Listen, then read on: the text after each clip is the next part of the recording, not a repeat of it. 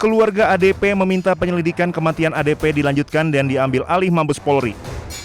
Perjuangan tersebut didampingi dua penasihat hukum yaitu Nikolai Aprilindo dan Dwi Librianto.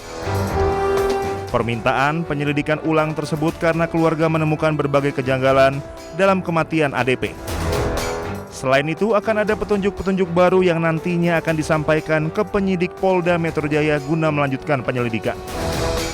Perlu kami sampaikan bahwa pihak keluarga sudah memberikan berbagai macam informasi dan bukti yang ada pada mereka, baik kepada pihak penyelidik, Kompolnas, Komnas HAM, semua sudah diberikan oleh pihak keluarga, dari keterangan sampai apapun yang mereka ketahui dan mereka dapatkan.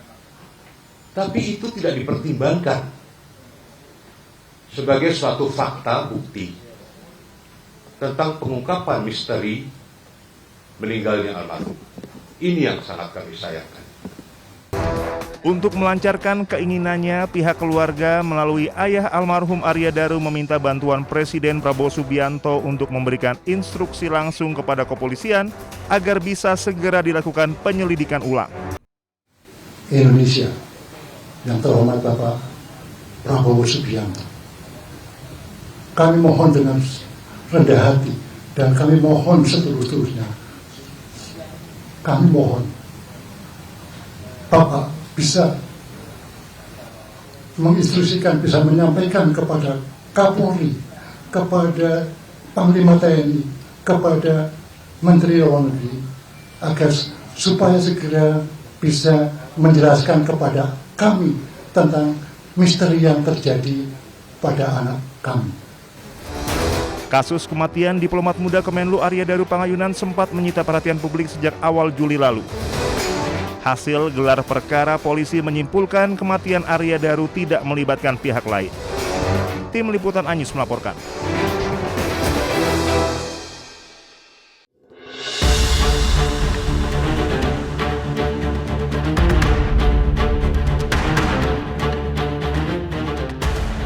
Keluarga almarhum diplomat muda Arya Daru Pangayunan mengungkap kejanggalan terkait ponsel dan akun media sosial almarhum yang sempat aktif setelah Arya Daru dinyatakan meninggal dunia. Disebutkan Pita, istri Arya, mengirim pesan WhatsApp namun hanya centang 1 dan esok paginya pesan tersebut berubah menjadi centang 2 yang menunjukkan jika ponsel tersebut aktif. Keluarga mengira ponsel tersebut sudah dibuka pihak kepolisian. Namun belakangan polisi menyatakan ponsel utama Arya justru hilang dan kini belum ditemukan. Kejanggalan lain muncul saat akun Instagram Arya tiba-tiba menunjukkan status aktif, sementara istri almarhum mengaku memiliki akses ke seluruh akun medsos Arya dan saat ini tak bisa lagi login ke akun almarhum. Itu mencoba lagi mengirimkan pesan singkat lewat WhatsApp dan itu centang 2. Berarti kan on kalau centang 2. Nah ini menjadi misteri juga. Dikatakan HP-nya hilang. Tapi kok bisa ada on di Instagram dan centang 2? Selain itu, keluarga juga menyebut sempat menerima sebuah amplop 1 hari setelah almarhum dimakamkan. Amplop tersebut berisi 3 benda, yakni gabus putih berbentuk bintang, gambar hati, dan bunga kamboja. Amplop tersebut dititipkan kepada asisten rumah tangga di rumah duka usai pengajian digelar. Tidak berhenti di situ, keluarga melalui kakak ipar almarhum menyebut makam Arya Daru pun sempat dirusak orang tak dikenal dan belum diketahui apa maksud serta siapa pelakunya. Tim Liputan Anyus melaporkan.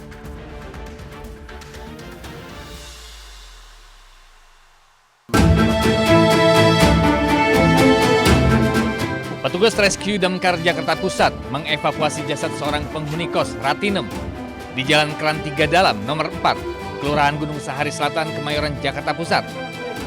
Keluarga terpaksa meminta bantuan damkar lantaran kondisi lorong dan anak tangga yang sempit. Selain itu juga berat badan jenazah yang mencapai 120 kg lebih. Sebelumnya pihak keluarga dibantu warga sempat mencoba menurunkan, namun tak berhasil lantaran bobot yang berat. Menggunakan tandu, jenazah diikat kencang agar tidak terjatuh saat dievakuasi ke lantai dasar. Setelah hampir 1 jam, jenazah korban bisa dievakuasi ke lantai dasar. Perjuangan petugas tak berhenti sampai di situ, lantaran akses masuk gang sempit yang terlalu jauh, membuat petugas harus menggotong jenazah hingga ke ambulans yang terparkir di jalan raya. Dari Jakarta, Rani Sanjaya, iNews melaporkan.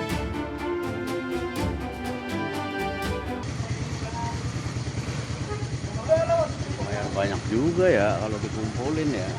Penggerebekan dilakukan polisi dari Polda Metro Jaya di sebuah kontrakan di kawasan Pengantin Ali, Ciracas, Jakarta Timur. Polisi berseragam lengkap mengamankan belasan sepeda motor yang diduga hasil curian dan aksi pembegalan. 5 orang pelaku diamankan yang diduga sebagai penadah dan eksekutor.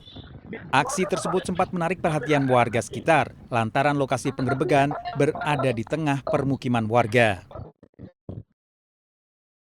5 tersangka dan belasan sepeda motor dibawa ke Mapolres Metro Jakarta Timur guna penyelidikan lebih lanjut. Sementara lokasi kontrakan yang menjadi penyimpanan motor hasil curian kini telah diberi garis polisi. Dari Jakarta, Rio Manik, iNews melaporkan.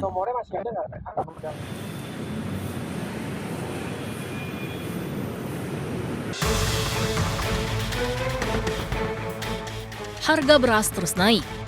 Beras kualitas bawah 1 yang biasa dikonsumsi masyarakat menengah bawah kini dijual seharga Rp14.700 per kilogram. Naik Rp1.000 dibandingkan awal Januari sekitar Rp13.850 per kilogram.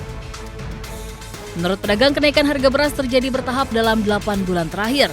Sementara beras SPHP Bulog seharga Rp12.500 per kilogram sulit didapatkan. Merespon hal itu, Menteri Pertanian Amran Sulaiman mengakui harga beras sempat naik sedikit.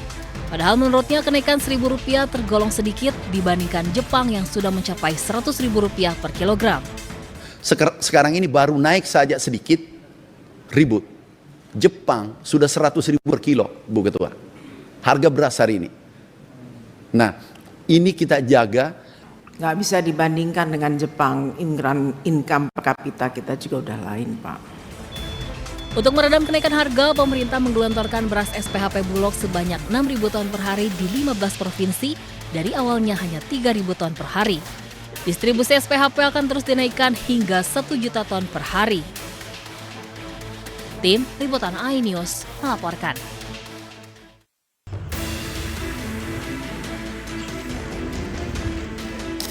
Warga geger dengan robohnya tembok yang akan dibongkar di kawasan gusuran lingkungan Priuk, Sukmajaya, Kecamatan Jombang, Cilegon, Banten.